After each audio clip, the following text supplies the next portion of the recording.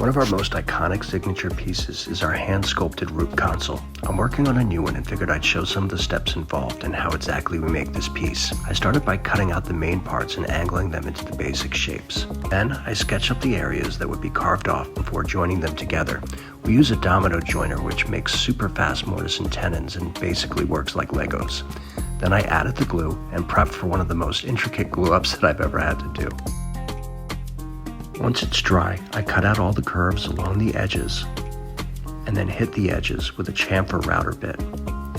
That's when it really starts taking shape.